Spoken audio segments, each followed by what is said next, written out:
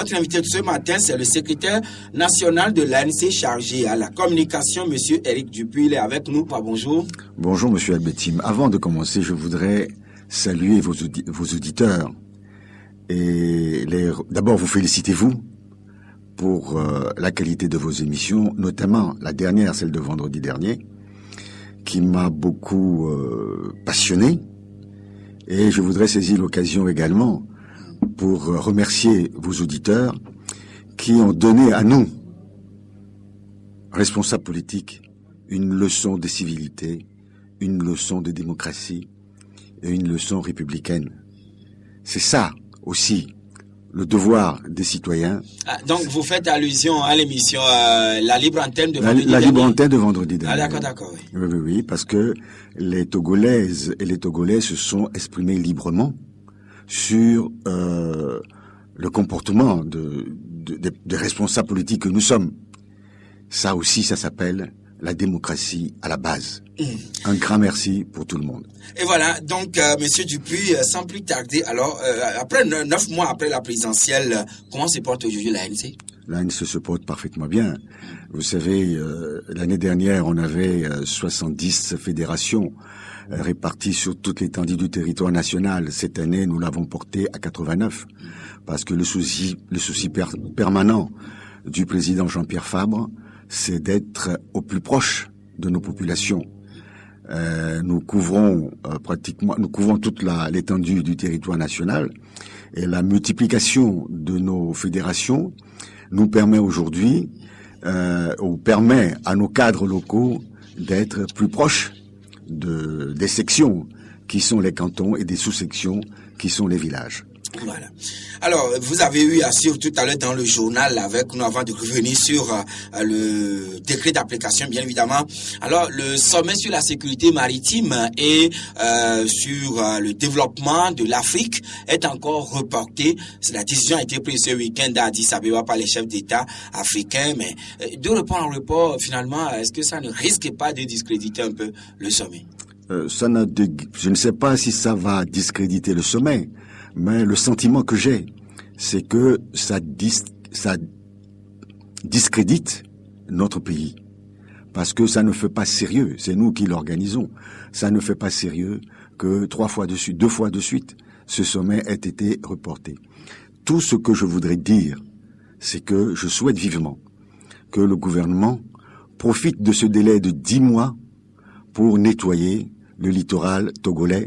Un littoral de 55 km², mais aujourd'hui devenu une poubelle. Allez un peu à la plage de Lomé, vous verrez que les plages de Lomé sont devenues des déversoirs d'égouts. Je ne sais pas si on peut parler de la sécurité maritime sans tenir compte du littoral.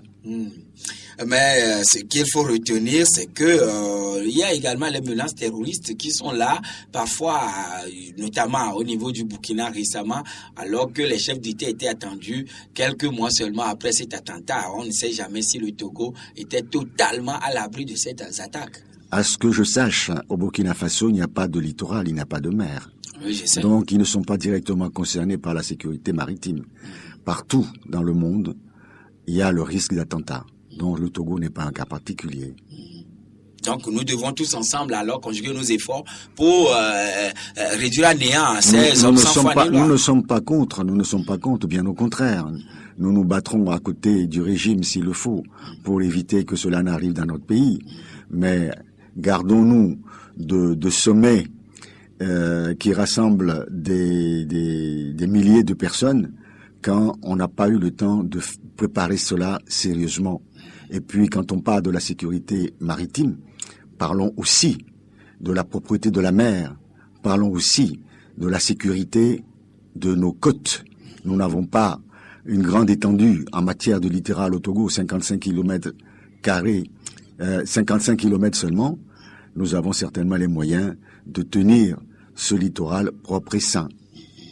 Voilà, monsieur Eric Dupuis, la criminalité était véritablement à son paroxysme l'année dernière, notamment vers la fin de l'année 2015. Et aujourd'hui, le gouvernement dit vouloir sévir véritablement afin que ces messieurs ne puissent plus opérer impunément dans le pays. Et voire même les agents qui parfois sont plus ou moins, les agents de sécurité bien évidemment, qui sont plus ou moins complaisants, on doit également les punir comme cela se doit. Je me félicite de voir que aujourd'hui, le ministère de la Sécurité démontre que il possède un outil statistique qui lui permet d'avoir les chiffres, ce que apparemment l'État togolais ne possède pas, puisque dans un dernier rapport de l'ASCAP, il est précisé que le Togo ne fait pas d'efforts pour le développement des statistiques sur l'emploi, sur l'économie et sur diverses choses. La criminalité, on parle d'arrêt de quelques personnes, mais cette criminalité ne date pas d'hier. Rappelez-vous, il y a quelques années, de nombreuses jeunes filles ont été assassinées. Et jusqu'à aujourd'hui, on ne connaît pas les auteurs de ces assassinats horribles. Tout ce que nous souhaitons, c'est que la sécurité soit l'affaire de tous et que le peuple togolais puisse vivre en paix et dans la quiétude. Le ministre a parlé également de la route. C'est vrai que la route est un danger aujourd'hui dans notre pays, qui entraîne beaucoup d'accidents parce que les décès, d'accord, mais nombreux sont ceux qui sont handicapés à vie suite à des accidents de la route. C'est tout simplement parce que, à un moment dans notre histoire, les permis ont été délivrés à ceux qui n'en ont pas la capacité. Certains même ministres ont donné des formations qui sont contraires même au code de la route. Aujourd'hui, la plupart des conducteurs à Lomé ignorent ce que c'est que la priorité à droite. Ignorent que, normalement, les véhicules lents ne devaient pas rouler à gauche. Vous allez le long de la côte en allant vers le port, tous les gros camions roulent à gauche au lieu de rouler à droite, obligeant les autres à les dépasser par la droite, ce qui est très dangereux. Vous voyez des camions en panne stationnés à gauche, empêchant la fluidité de la circulation. Je pense que... Même des titans parfois garés, occupant totalement la chaussée. Je pense qu'il faut que, d'une part, la police routière soit formée au code de la route et qu'une campagne de formation soit menée au niveau de toute la population pour mettre à jour le code de la route dans la mémoire de chacun. Parce que la route doit être vécue paisiblement et dans le respect par tous les usagers. L'ANC l'avait réclamé ou le réclamait depuis près de 3 ans, mais c'est chose faite lundi dernier à travers le décret pris en Conseil des ministres. Maintenant, M. Jean-Pierre Fabre porte le costume du chef de file de l'opposition d'une manière républicaine. Alors, comment avez-vous accueilli cela, M. Dupuis, à l'ANC? Je voudrais d'abord vous dire que l'ANC n'a pas réclamé seulement le décret concernant la loi portant statut de l'opposition. L'ANC avait soulevé plusieurs décrets qui dormaient dans les tiroirs. Il y a plusieurs lois qui ont été votées. On avait parlé de la loi sur la fonction publique. On avait parlé de plusieurs lois qui dorment encore dans les tiroirs de la présidence de la République. À quoi servent alors le travail de l'Assemblée nationale en votant des lois quand les décrets d'application tardent à venir? Aujourd'hui, depuis le vote sur la loi portant statut de l'opposition date du 13 juin 2013. Avant, disons une semaine, plus d'une semaine avant la tenue des législatives du 25 juin. Voilà. Et en ce moment-là, aucun parti politique n'avait critiqué cette loi. Je vous précise que nous, à l'ANC, nous n'avons pas voté cette loi, d'autant plus qu'à l'époque, 9 de nos députés étaient exclus de l'Assemblée nationale. Ah oui, vous faites allusion aux députés de l'UFC d'alors. Nous n'avons pas soutenu cette loi et nous avons critiqué dans cette loi 2 articles, l'article 2 et l'article 3, qui définissent le rôle, qui définissent même la notion de l'opposition. Parce que dans cette loi, il suffit de se déclarer de l'opposition pour que cela soit ainsi. Nous avons critiqué cela. Et personne d'autre, aucun parti politique qui n'avait critiqué cette loi en ce moment-là. Tous les partis politiques... se rappelle, le CAR aussi avait critiqué cette loi en ce moment. Mais pas avec autant de véhémence qu'aujourd'hui. Ah bon? pas avec autant de véhémence qu'aujourd'hui. Et c'est seulement au lendemain de la proclamation des résultats des législatives de 2013, voyant que ce costume, comme vous le dites, du chef de file de l'opposition échappait à certains partis politiques, que la levée de boucliers a eu lieu dans ce pays. Puis on s'est tu. Et de nouveau, depuis la semaine dernière, on a connu le tohu-bohu que le Togo a connu pour ce simple décret. Je vous rappelle que avant la loi sur portant statut de l'opposition, il y avait eu une autre loi il y a très longtemps. C'est pas une loi, mais une charte. La charte des partis politiques. Oui, depuis 91. Non, mais ça a été mis à jour je crois que c'est en 2008 ou en 2009. Oui. Nous l'avons critiqué, cette charte des partis, des partis politiques. Nous avons écrit au ministère de l'administration territoriale à l'époque, dans le cadre de l'UFC. Nous avons noté nos remarques. Rien n'a été fait. Aujourd'hui, qui est-ce qui proteste encore sur cette loi, sur cette charte? Elle est applicable à tous les partis politiques. Donc, je m'étonne de ce que nous avons vécu la semaine dernière. Monsieur Jean-Pierre Fabre n'a jamais postulé pour être chef de file de l'opposition. Je vous dirais même que c'est le dernier de ses soucis. Je dis bien le dernier de ses soucis. Et pourtant, vous avez quand même réclamé la promulgation, disons, mais quand une loi, je vous ai dit tout à l'heure que nous n'avons pas réclamé seulement la promulgation de cette loi, mais la promulgation de plusieurs lois qui dormaient dans les tiroirs de la présidence de la République. C'est notre devoir en tant que parti de l'opposition de rappeler au chef de l'État, de rappeler au gouvernement que quand une loi est votée, elle doit être appliquée. C'est notre devoir de citoyen de le faire. Sans ça, à quoi serviraient les lois? Qu'on vote les lois à l'Assemblée nationale. Mais malheureusement,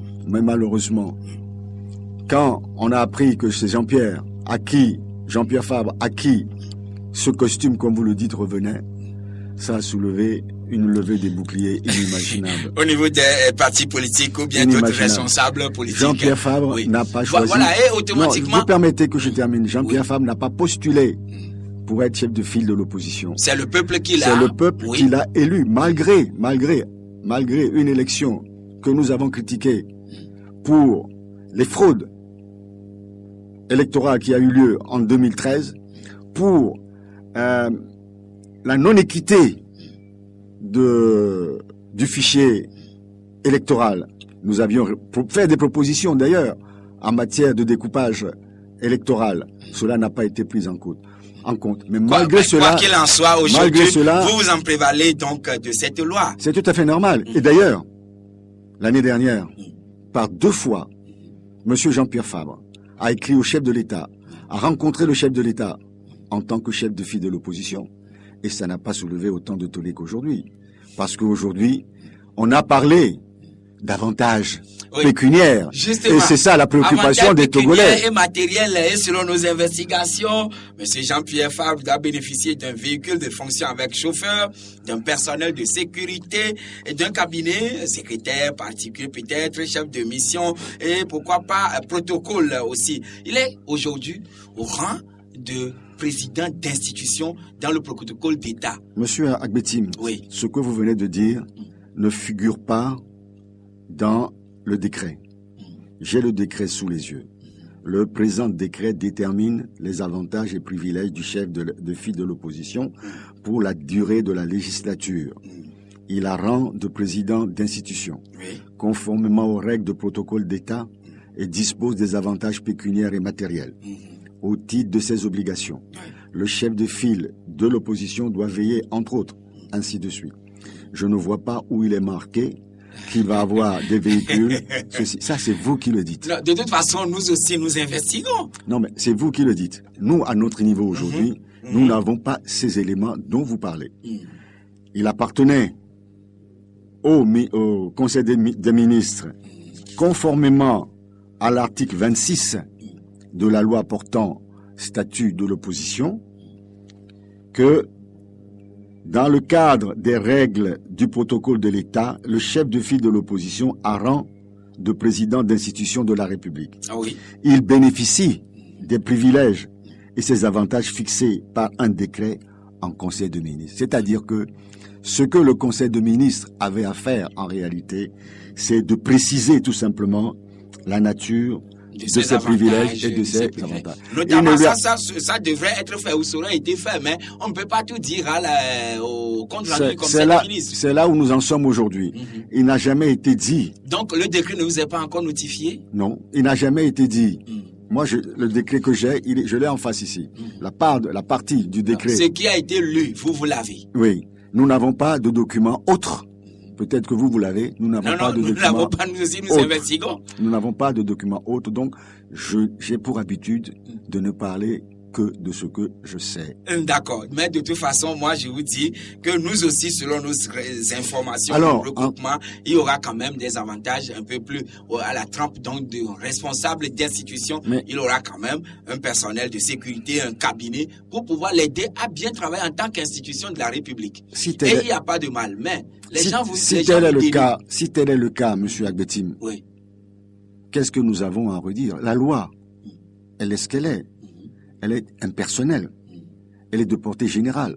Ça veut dire que quelle que soit la personne qui occupe...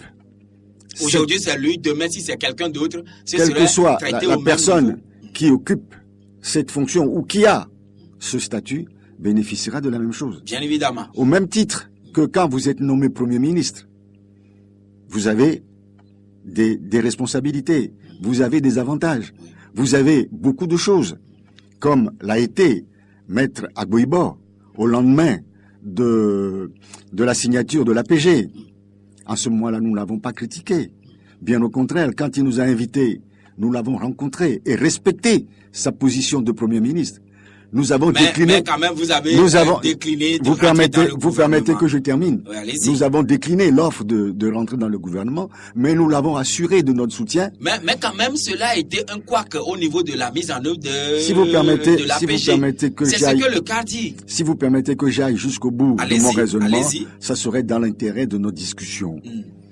Nous l'avons rencontré et nous l'avons assuré. Nous l'avons assuré de notre soutien quant à l'organisation des réformes institutionnelles et constitutionnelles, ainsi qu'à l'organisation des législatives de 2007. Donc, il n'y avait pas de problème fondamental entre nous, à part le fait que nous n'avons pas souhaité participer au gouvernement. Nous n'avons pas critiqué cela. Aujourd'hui, Maître Agboibo, en tant qu'ancien Premier ministre, et d'autres anciens Premiers ministres, bénéficient des avantages pécuniaires et matériels d'anciens... Garantis par la loi également. D'anciens premiers ministres. Oui. De même, si demain, M. Fogna-Sibé venait à quitter le pouvoir, il bénéficiera du statut d'ancien président avec les avantages. Donc, qu'est-ce qu'il y a de nouveau? Qu'est-ce qu'il y a à critiquer dans cela? Vous savez que la loi portant statut de l'opposition n'est pas une nouveauté togolaise. Oui. Cela existe pratiquement dans toute l'Afrique.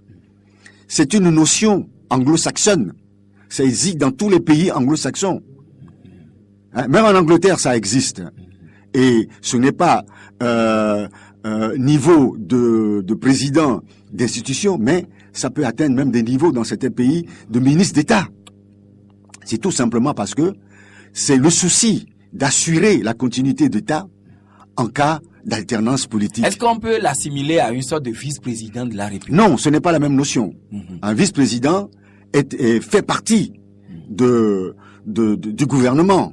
Là, il s'agit... Ou bien du parti au pouvoir est-ce que le vice-président doit forcément faire partie donc de la mouvance présidentielle?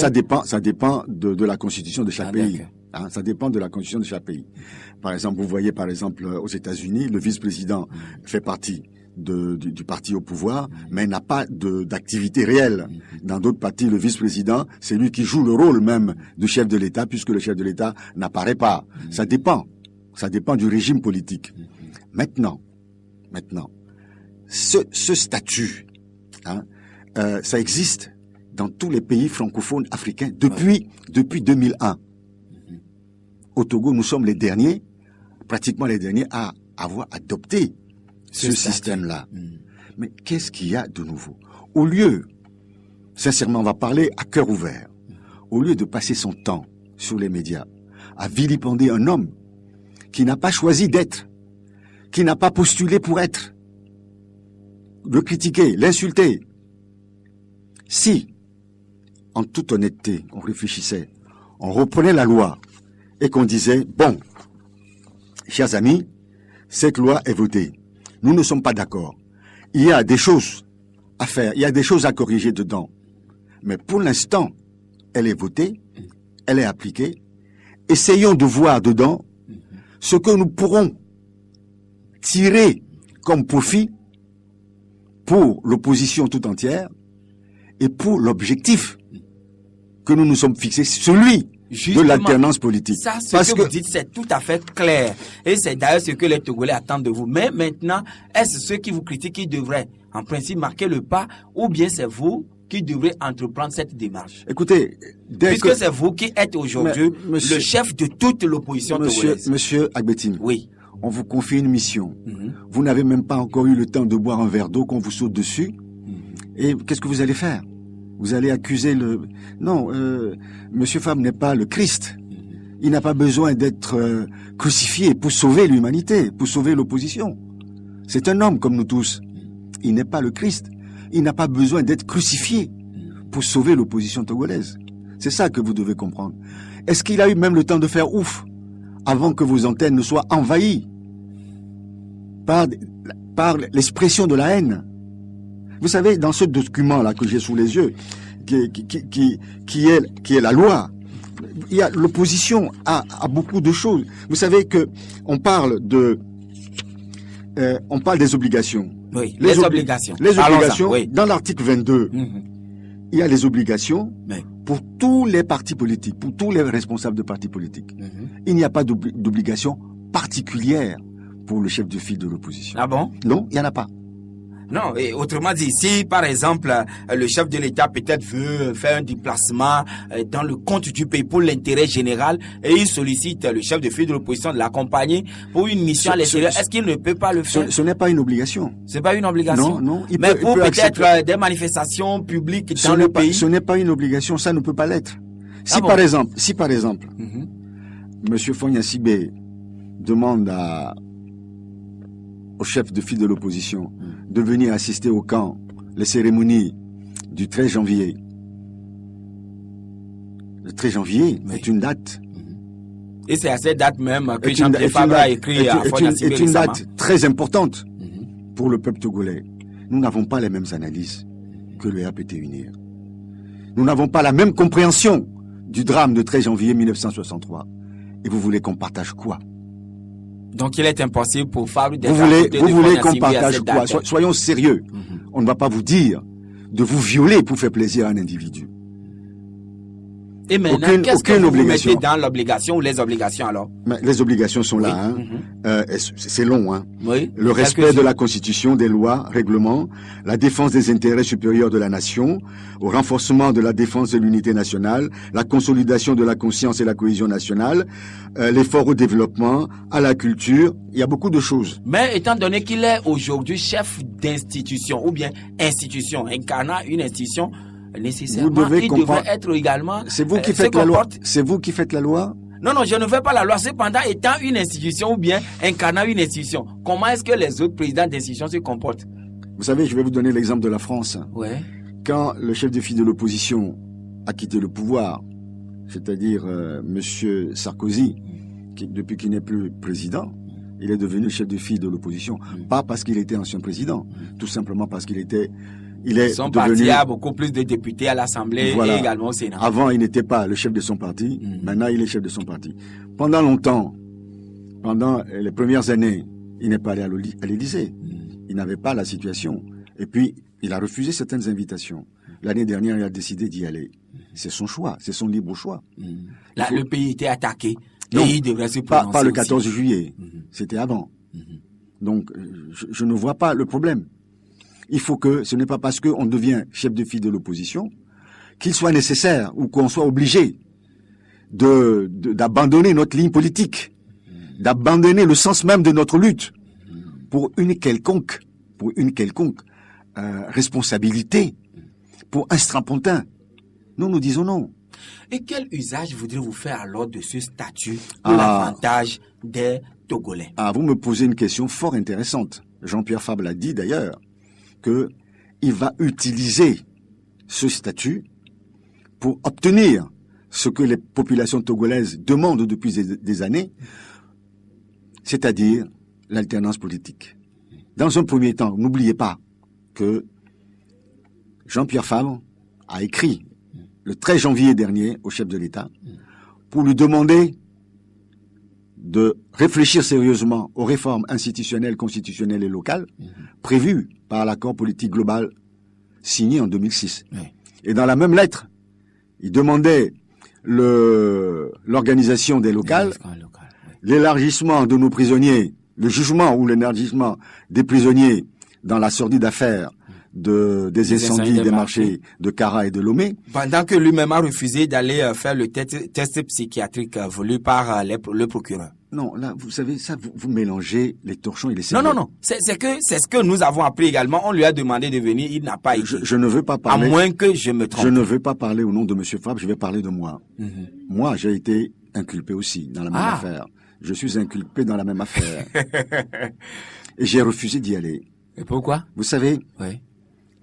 Quand on vous demande, en pénal, quand on vous demande d'aller faire un test psychiatrique, c'est pour voir si vous, individu, vous, citoyen, au moment des faits, vous étiez en pleine possession mentale et physique de vos moyens. C'est ça qui situe votre responsabilité personnelle. Si vous êtes bien portant? Si, en ce moment-là, vous étiez fou ou vous avez des problèmes mentaux, vous aurez une des circonstances atténuantes, ce qui va diminuer votre peine. Peut-être que les peines encourues, peut-être même que vous n'aurez pas les peines et qu'on vous demandera d'aller vous faire soigner.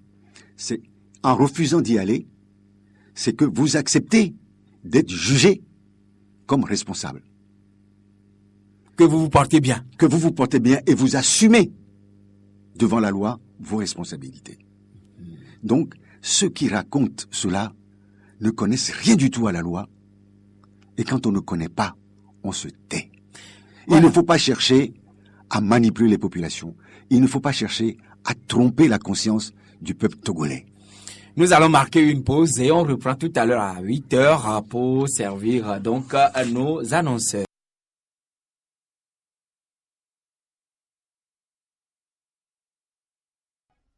Vous êtes toujours à l'écoute de votre radio Victoire FM et notre invité de ce matin, c'est M. Dupuy-Éric, qui est le secrétaire national de l'ANC chargé à la communication. M. Dupuy, je vous ai posé tout à l'heure une question. Qu'est-ce que les Togolais peuvent bénéficier donc de ces statuts qu'incarne M. Jean-Pierre Fabre aujourd'hui?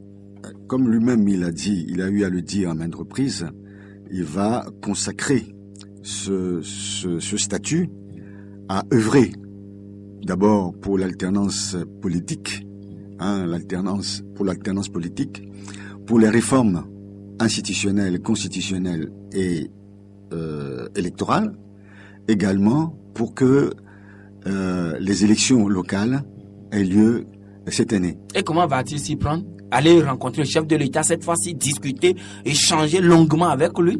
Je pense que ça peut être l'une des pistes, mais il y a également plusieurs pistes que je ne peux pas vous exposer ici. Oui, parce qu'il y a une institution qui a mise en place, ou bien une commission mise en place par le chef de l'État pour réfléchir et sortir des pistes par rapport à ces réformes. À cela, permettez-moi de vous dire que est-ce qu'on n'a pas besoin d'une commission pour parler ou pour analyser quelque chose qui a déjà été précisé dans l'APG. L'APG a été très clair qu'il faut qu'il y ait des réformes institutionnelles, constitutionnelles et électorales, et précisément de statuer sur le statut du Premier ministre, de statuer sur l'élection présidentielle, c'est-à-dire le scrutin doit être à un tour, à deux tours, de déterminer le régime le régime que nous voulons au Togo, de discuter sur la limitation des mandats et de procéder aux réformes des institutions, notamment l'armée, la justice, la CENI, la Cour constitutionnelle et la Hague. Est-ce qu'on a besoin d'inventer autre chose? Apprenons à respecter la loi, apprenons à respecter les engagements que nous prenons. C'est ça, c'est le refus de respecter nos engagements, le refus de respecter la loi, l'esprit de la loi, et d'inventer autre chose.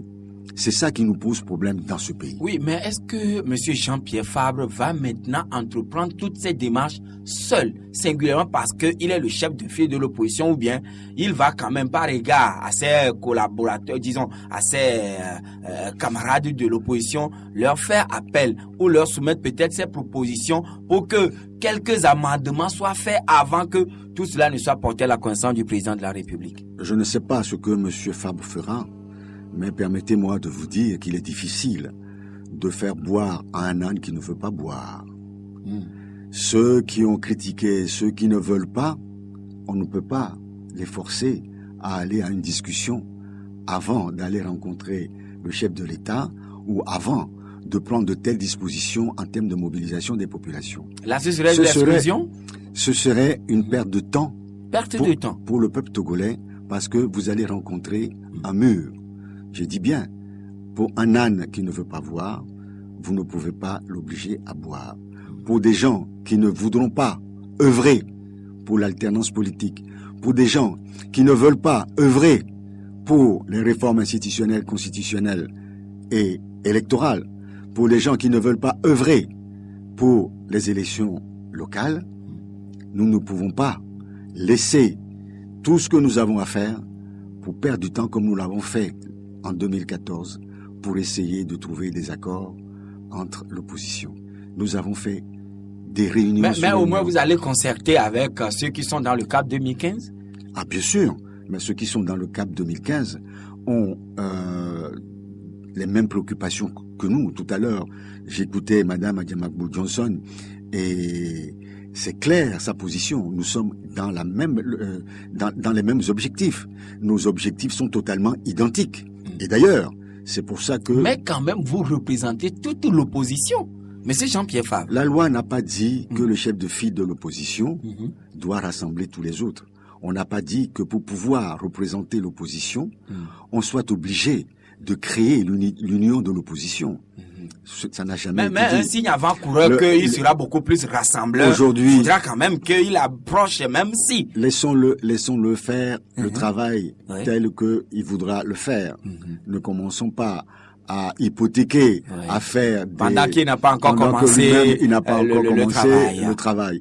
Et d'ailleurs, je vous ai dit tout à l'heure, mais cette question précise, le décret ne lui a pas encore été signifié personnellement. Mais cette question précise, Monsieur Kabwa l'a dit au cours d'une conférence de presse que Monsieur Jean-Pierre Fabre n'est pas le chef de file de l'opposition, que c'est plutôt Maître Atta Messens Ajavon, parce que l'ANC n'a pas été aux élections législative en son nom seul, mais plutôt c'était sous la bannière du collectif Sauvons le Togo. Je vous avais dit, Monsieur Agbetsim, avant cette émission, que je me refuse à toute politique dans le souci de respect de vos auditeurs.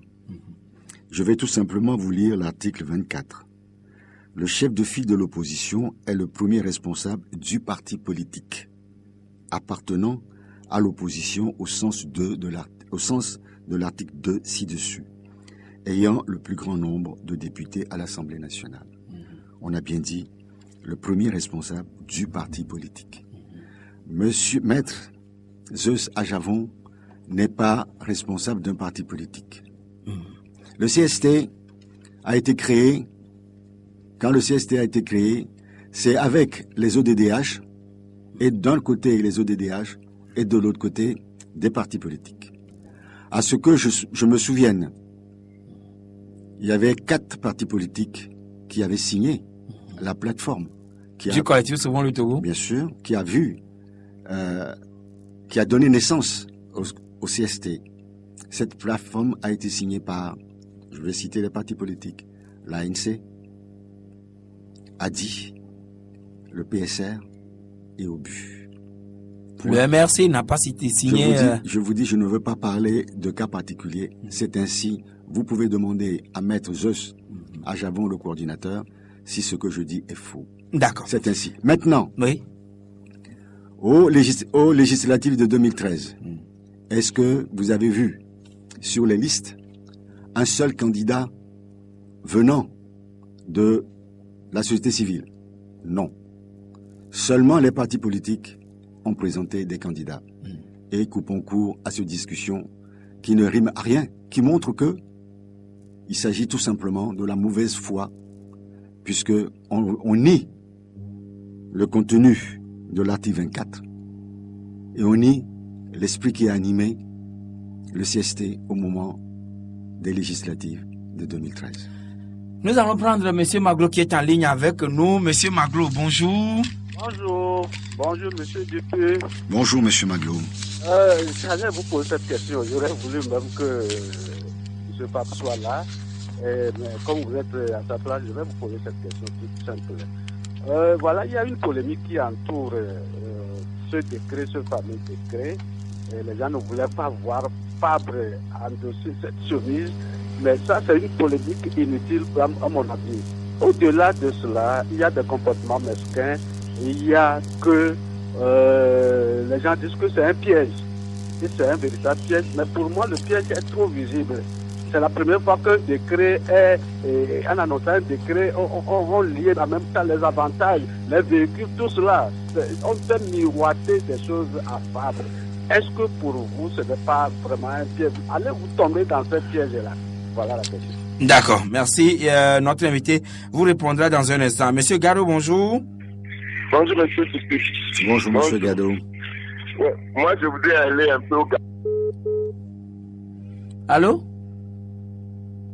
Ah, monsieur Gado est parti. C'est tellement qu'il va rappeler s'il a la chance de rentrer encore en ligne. 22 21 80 99 92 02 80 63, c'est Gbadjadi. Bonjour. Bonjour. Oui. Bonjour, monsieur Eric. Bonjour, monsieur Gbadjadi. Bon, je voudrais savoir, est-ce que mon président aussi, président de la République, a des obligations concernant la constitution togolaise? Je voudrais savoir ça. D'accord. Merci. Monsieur Dupuis n'est pas constitutionnaliste, cependant, il va tenter de vous répondre tout à l'heure. Nous allons prendre monsieur Kodjo. Bonjour. Oui, bonjour. Oui. Bonjour, monsieur Dupuis. Bonjour, monsieur. Bon, il y a les élections qui s'approchent à l'horizon. Ma question est de savoir si la CENI restera politique. Si c'est le cas, comment comptez-vous s'en sortir au moment où le CAR et l'USC ne sont pas en longueur de sainteté avec vous? L'exemple de 2015 est là. Merci beaucoup. D'accord. Merci. Nous allons prendre derrière lui Ablam. Bonjour. Bonjour, monsieur Jachin Bétier. Oui, bonjour. Bonjour, monsieur Eric. Bonjour, monsieur Ablam. Bon, je voudrais vous féliciter pour le travail que vous êtes en train d'abattre pour la Oui, allez directement à la question.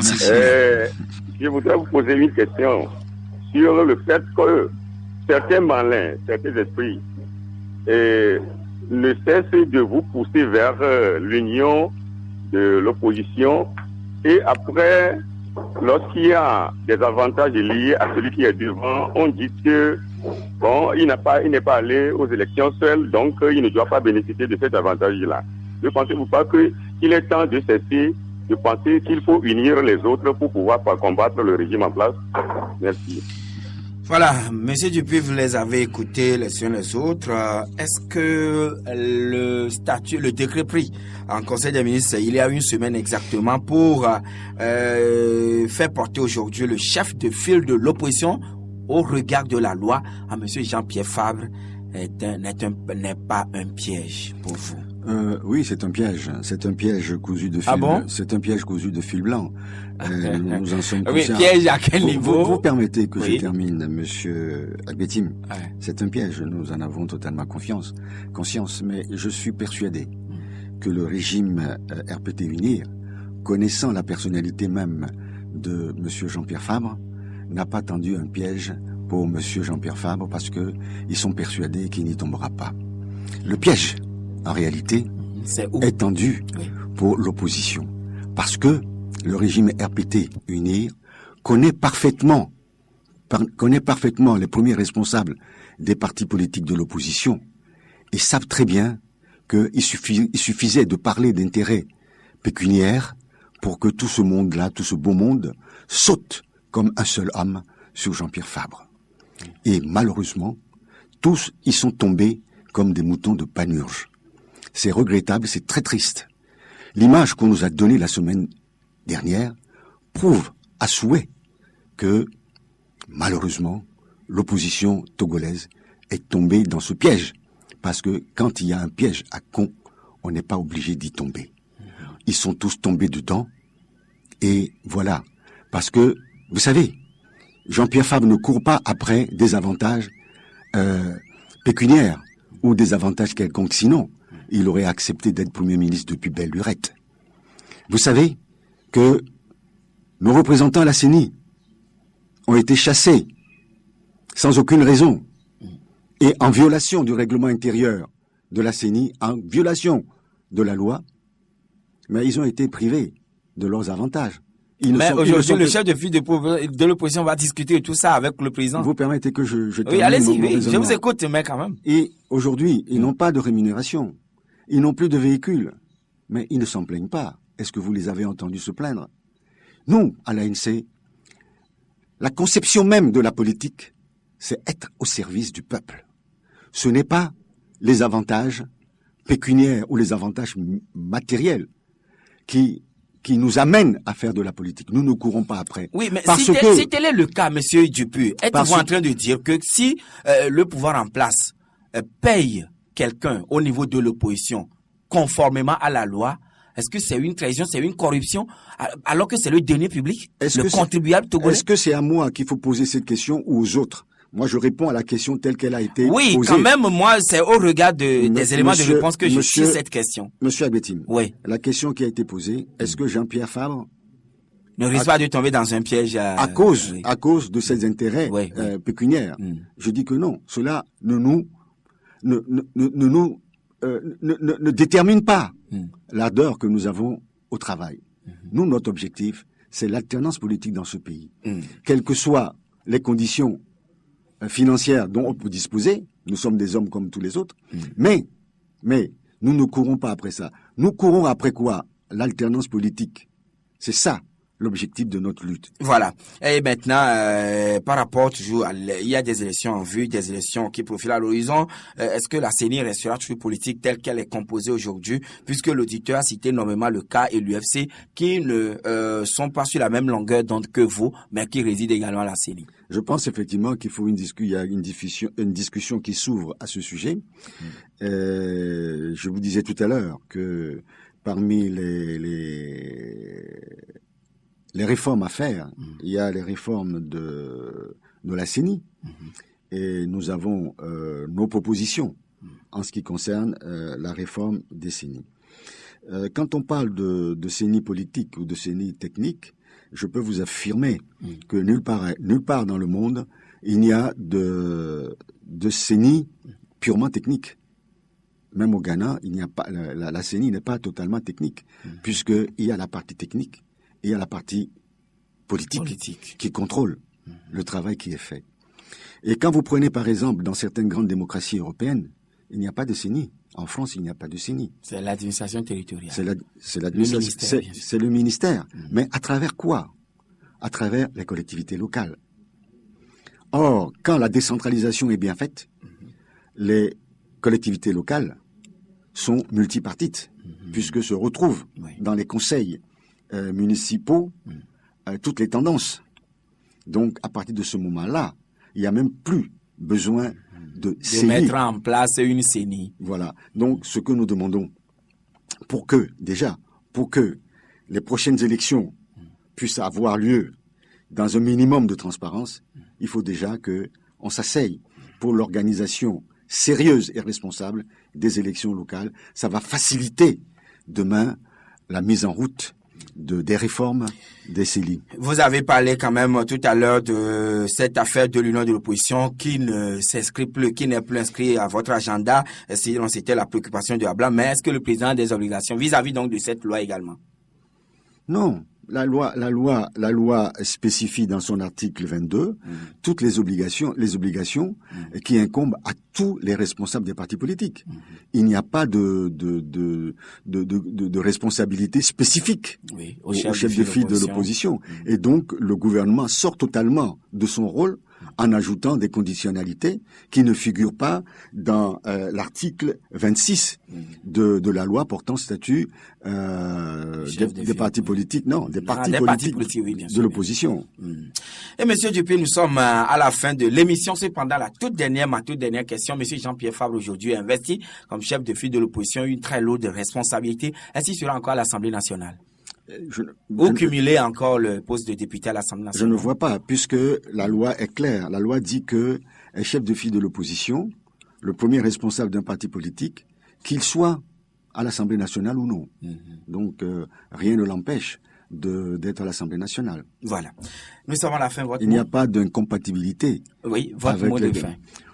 Je voudrais remercier les populations togolaises et puis leur dire de garder espoir et d'avoir confiance en Jean-Pierre Fabre et qu'il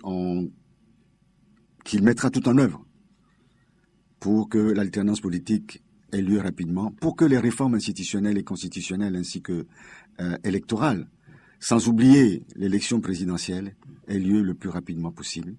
Et j'invite les Togolais à soutenir fermement les actions de M. Jean-Pierre Fabre.